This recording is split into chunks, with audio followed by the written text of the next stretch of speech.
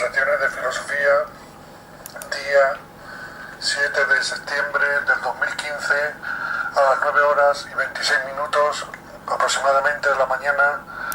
en un lugar de La Mancha o en un lugar de la provincia de Toledo. Estas conversaciones de filosofía, como todas, serán un poco de filosofía, de literatura y arte, y entraremos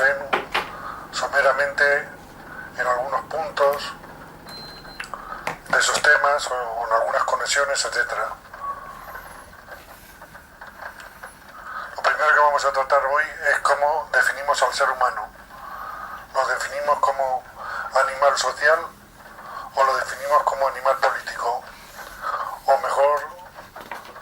como ambas cosas, que sería en definitiva el sentido de la definición de Aristóteles cuando lo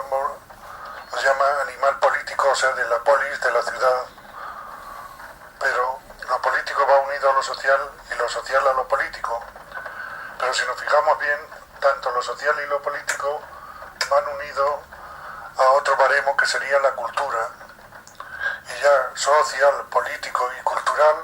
ya incluimos ahí, digamos, todos los aspectos que estudian las ciencias sociales, la filosofía, las religiones, etc. Ya en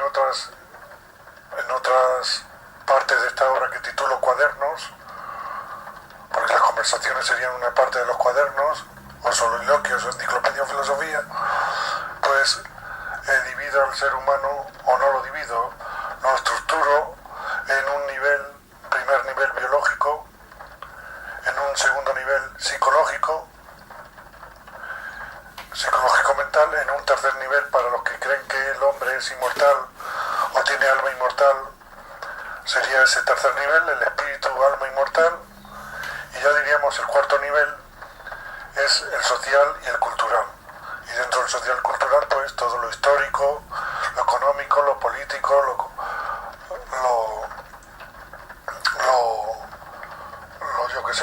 tecnológico, etcétera, etcétera. Dentro del nivel del alma, o el tercer nivel, o la tercera estructura, se estaría el problema o la cuestión de Dios, aunque Dios si existe, sería una realidad diferente a nosotros, pero bueno, ahí estaría, si queremos o lo admitimos, que tenemos espíritu o alma inmortal y que existe Dios. Pero esos cuatro niveles del hombre como fisiológico o fisiobiológico, genético, segundo nivel psíquico mental,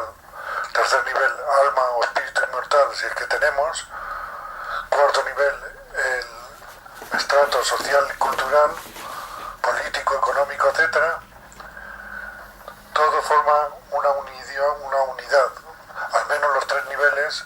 si existen, forman una unidad. Si no crees en el tercero, los dos primeros niveles forman una unidad del ser humano. Por lo cual, tenemos que admitir que el ser humano forma una unidad en sí mismo, consigo mismo, a nivel psicológico, a nivel biológico, a nivel espiritual, y luego forma una unidad con lo social y lo cultural, con otros seres humanos a otro nivel. Y hay un quinto nivel que sería la naturaleza. El hombre vive en una naturaleza física, no su naturaleza física, sino fuera de él una naturaleza física, en un planeta, en una galaxia, en un universo. El hombre, tal y como lo conocemos, el ser humano, ninguna especie que conozcamos, puede vivir sin esa naturaleza. Sea un gato, o sea un caballo, o sea un delfín, o sea un ser humano, o sea un pájaro, etc. Si hay seres vivos en otras galaxias o en otros planetas de esta galaxia, pues también dependerán de la naturaleza, aunque su naturaleza física o biológica o psicológica sea de otro orden o de otro. Si nos fijamos bien, y no se tome como se tome, las grandes ideas y los grandes pensamientos, las grandes preguntas se hicieron entre el siglo VII, VIII, bueno, que nos ha quedado claro a nosotros, en el siglo VII, VIII hasta el siglo II, III antes de Cristo, tanto en Oriente como en Occidente, y con esas soluciones y esas preguntas estamos con ellas. Hemos ampliado matizaciones, pero se podría decir que apenas hemos avanzado. Me planteo muchas veces esto, quizás para dar un nuevo salto el hombre tiene que estar en una situación biológica y psicológica diferente, digamos cuando ya haya conquistado, digamos, el sistema solar y ya haga viajes entre las galaxias, entre las estrellas, y entonces ya su situación biológica y psicológica, histórica y mental y de todos los aspectos cambie tanto que se surjan nuevas filosofías o nuevos sistemas de pensamiento o nuevos saberes o distintos a los actuales, distintos a la ciencia, distintos a la filosofía, a las religiones, etcétera, y entonces demos un salto cualitativo a nivel de preguntas y a nivel de respuestas. Igual que no son esas preguntas que he dicho del siglo VII al segundo, seguramente surgieron varios milenios antes en el Neolítico o en la mitad del Neolítico, hacia el 2000 o 3000 antes de Cristo, pero que no quedaron, digamos, escritas, sino, digamos, pensadas, y luego se recogieron en el siglo VII, entre el siglo VII y el siglo II antes de Cristo. No solamente se recogieron, sino que se hicieron nuevas versiones, y ahí están los grandes pensadores de tanto Oriente como Occidente: Buda, Confucio, Aristóteles, Platón, y los monoteísmos religiosos occidentales y las grandes filosofías y religiones orientales.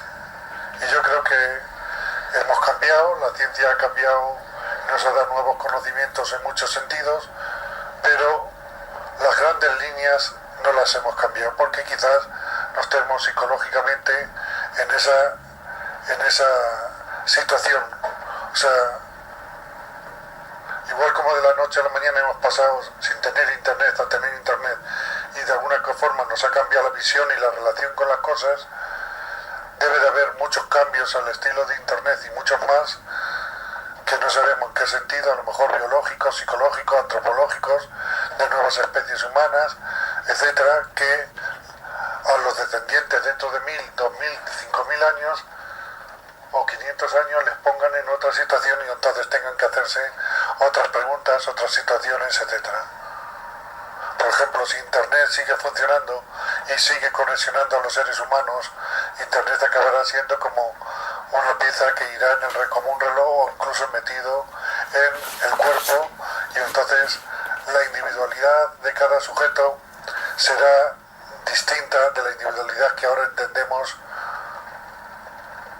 en el ser humano, y la sociabilidad también. Por tanto, cuando se filosofa y se piensa, a mi modo de ver, no se sabe muy bien lo que estamos filosofando, porque estamos filosofando según nuestras circunstancias, y las circunstancias pueden cambiar radicalmente a mi modo de ver, en 1000 años o 500 años o 1500. Pero bueno, de momento solo puedo pensar lo que sé del pasado y del presente, y algunos matices de lo que puede suceder en un futuro a medio plazo, etc. Mi actual situación, digamos, laboral, profesional, en este mundo de la enseñanza, ni siquiera en la secundaria, pero siempre he tenido el interés de buscar soluciones y buscar preguntas y buscar datos y buscar hechos, pues solo me queda de expresar lo que más o menos pueda pasar a materializar a un medio, sea papel o sea grabación. Solo me queda pues de continuar pensando y observando y recogiendo datos, que parece ser que en la medida de lo posible lo seguiré haciendo. Pues solo me queda lo que haga o lo que lo materialice, digamos, lo concretice, pues en papel, los pequeños libritos que estoy haciendo, o que llevo haciendo ya desde hace mucho tiempo, ediciones muy modestas, muy rústicas, pero con depósito legal, y con pocos ejemplares, y incluyendo en ellos un CD, bueno, ahora lleva un DVD, antiguamente un disquete, luego pasé al CD y luego he pasado ahora al DVD.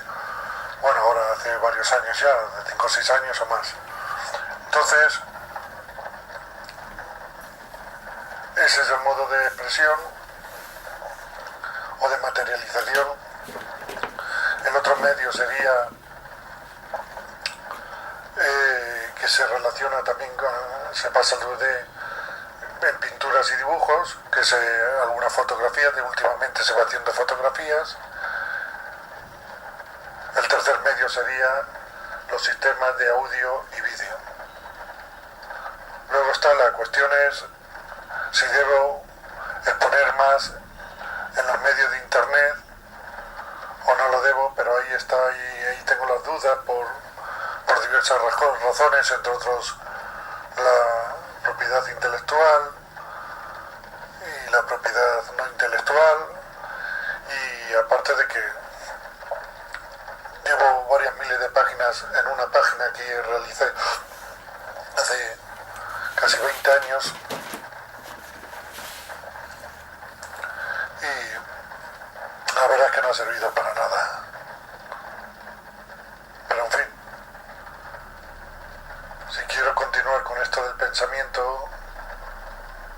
esos son los medios que, porque a mi modo de ver, el pensar, el investigar, el buscar datos, buscar preguntas, buscar soluciones, buscar argumentos, no sirven si tú te los quedas en tu cabeza, o solo sirven muy poco, sino que tienes que intentar expresarlos y mostrarlos a los demás seres humanos en la medida que puedas, por si les puede servir a los otros seres humanos o a los del futuro, si es que se conservan las obras o los escritos o las pinturas, lo que sea. También últimamente, en octubre de hace un año, que empezaron a publicarme en algunos periódicos digitales, en la sección de opinión, y no sé muy bien si, qué importancia puede tener y qué audiencia pueda tener, porque son periódicos digitales, pues, salvo uno, yo creo que la mayoría pues son más bien modestos y son regionales, salvo uno que es, digamos, nacional, y otro también es nacional, pero yo publico en la sección de mi región. Pues no sé si los periódicos podrán continuar, se podrá continuar, no sé la importancia, y no sé si seguirán ocurriendo artículos. Estas últimas semanas, digamos que se ha limitado eso, quizás por otras circunstancias, o se han escrito menos, quizás por otras circunstancias también, pero en fin, en eso estamos. Esa es la forma que yo tengo, digamos, de expresar la filosofía que pueda plantear, o escribir,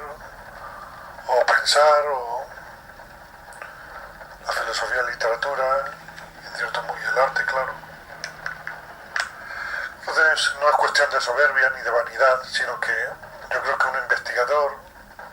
sea en matemáticas, sea en física, sea en economía, sea en filosofía, pues debe intentar mostrar lo que cree que ha realizado, conseguido, sea bueno, sea malo, sea erróneo, mostrarlo a los demás seres humanos, al grupo de los especialistas y, digamos, a un segundo grupo de entendidos o interesados por la materia. Yo debo confesar, y que nadie se ofenda, que hago una revista, bueno, he hecho muchas, he hecho unas 13 o 14, pero bueno, últimamente llevo haciendo una revista en papel con un DVD acompañado, y se lo envío a los profesores de universidad, y he mandado quizás más de 200 o 300, y la respuesta es, debo confesar, el silencio, por lo cual pienso que debe ser que no aporto nada a la filosofía,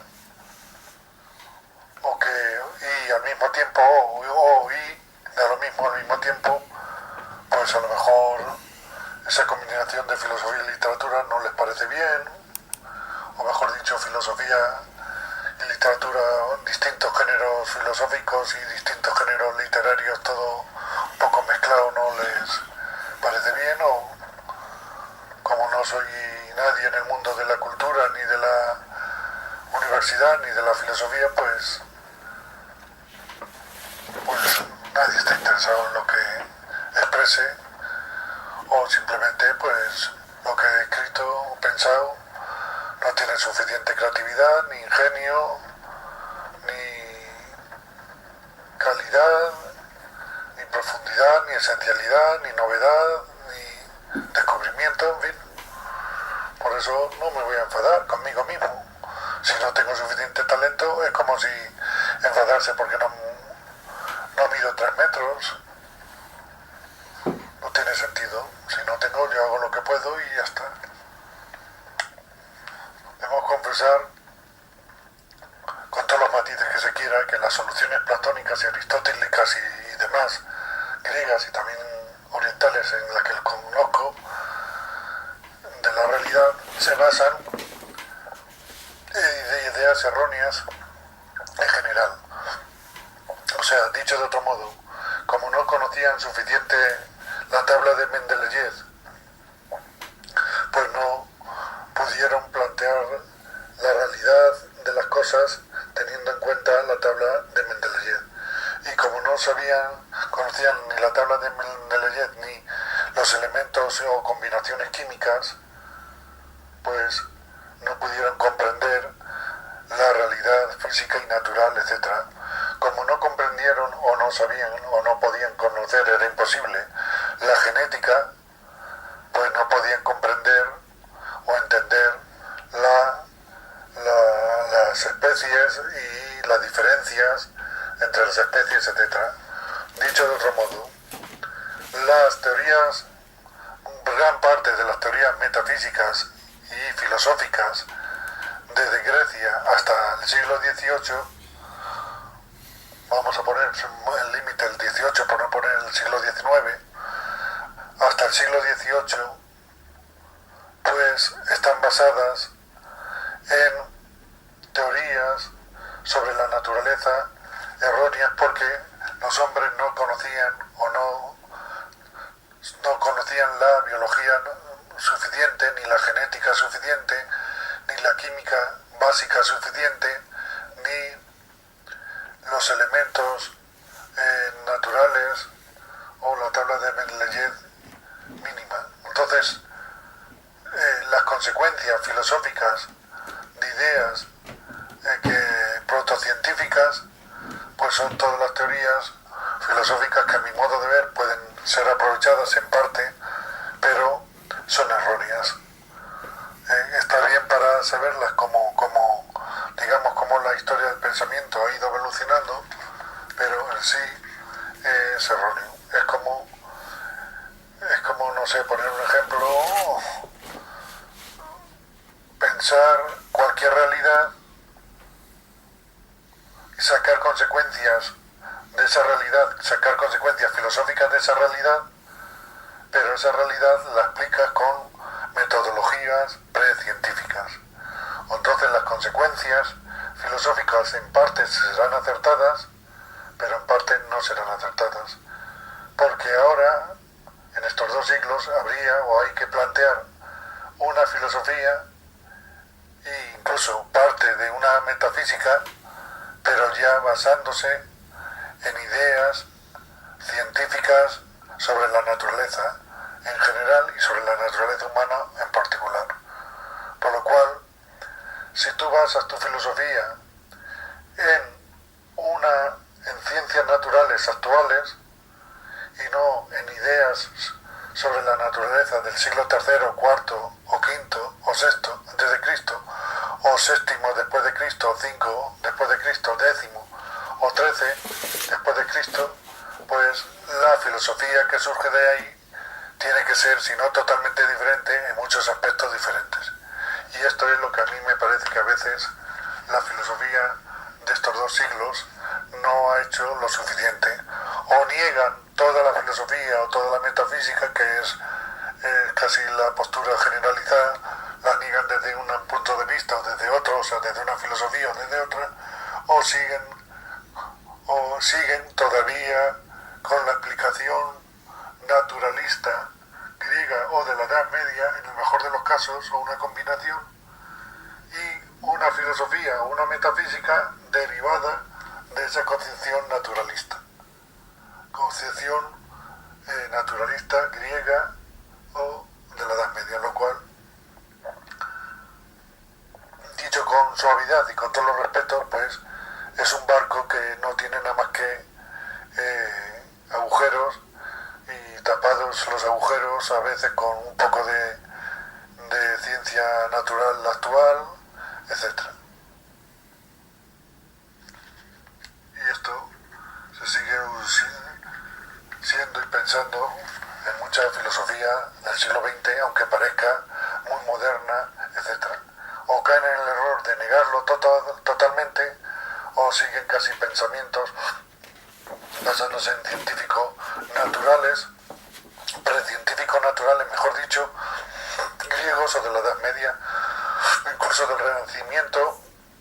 o del siglo XVI o XVII, en cierto modo, como hacen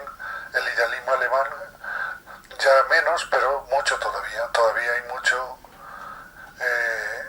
filosofía basada en concepciones protocientíficas, o sea, explicación de la naturaleza protocientífica. Y entonces, claro, la filosofía que se saque y la metafísica tiene que ser, si no totalmente errónea, en todos los aspectos, sí en muchos. Y no nos damos cuenta que Aristóteles y Platón y otros y Santo Tomás eran genios, pero ellos se basaban en la filosofía de su época, la filosofía heredada de épocas anteriores, pero en la interpretación de la naturaleza, y naturaleza es no solamente la naturaleza exterior al ser humano, sino también la naturaleza del ser humano y todas las derivaciones que se pueden denominar protocientíficas o con alguna idea científica, pero protocientíficas. Y en el siglo XX y el siglo XIX en muchos pensadores se sigue igual, cayendo en el mismo error. O sea, una concepción moral o ética X del siglo X después de Cristo, o del siglo XIII, o del siglo III antes de Cristo, tiene una parte, ese enunciado, que es filosófico, y otra parte que está basado en datos de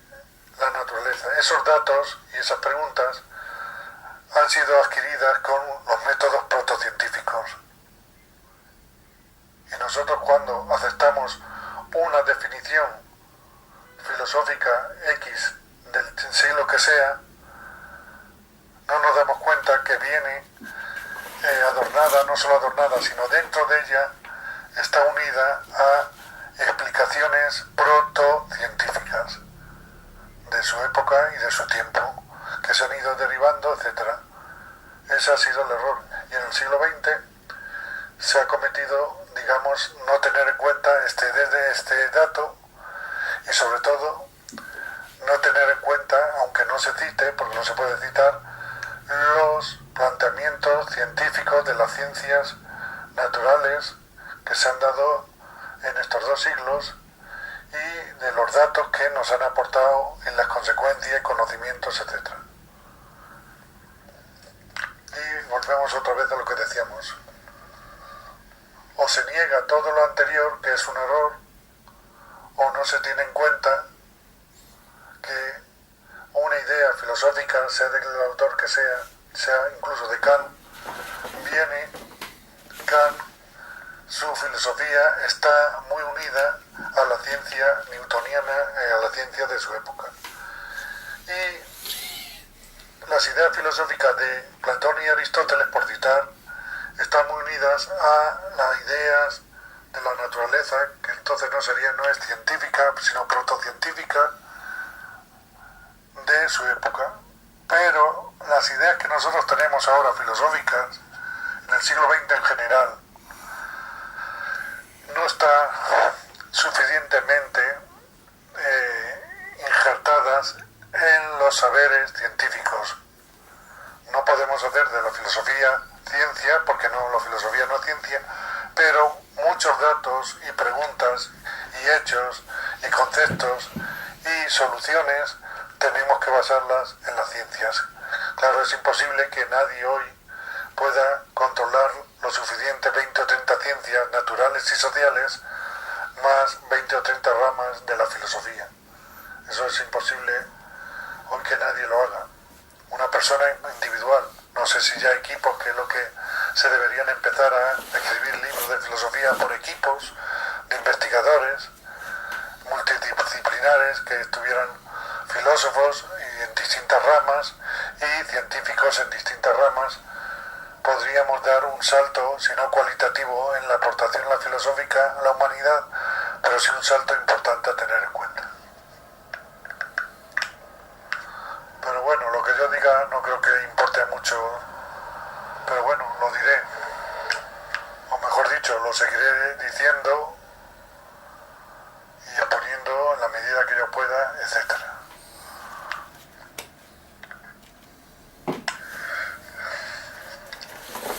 En cuanto a la expresión de las ideas personales, que no son personales, sino todo es heredado, solo aporto a lo mejor algo, muy poquito, y no lo digo con vanidad ni soberbia, porque si tengo alguna capacidad, pues ha sido heredada o genética, aunque yo haya intentado desarrollarla en parte. Bueno, teniendo en cuenta eso, pues la expresión que yo puedo dar, como antes he indicado, no puedo darla en una cátedra universitaria porque no he trabajado nunca ni trabajaré en un instituto de secundaria. No puedes expresar tus opiniones, expresar las opiniones de los libros de texto y lo que te indican. Lo más que puedes hacer es, ante un tema, una cuestión, darle 4 o 5 posibilidades para que el alumno vea que hay distintas posibilidades. Bueno, pues lo único que puedo hacer es lo que antes continuó. Yo no es mi intención es crear ninguna escuela filosófica, porque entre otras cosas no creo que tenga capacidad, ni tiempo, ni circunstancia, ni nada, pero sí quizás expresar como otros han hecho, y luego ya dirán los demás el valor, si es que tiene algún valor. Entonces, digamos, estoy en esas formas de multiplicación o de expresión, de multiplicación de la expresión del pensamiento actual, quiero decir, de mi época o heredada, que es el papel, el DVD, el audio como este, y luego ahí tengo la duda del internet. No, ahí está mi duda, que llevo ya meses, que si no varios años, que tengo algo puesto y he puesto, he subido y he borrado y he puesto, y esa es la cuestión. Entonces, digamos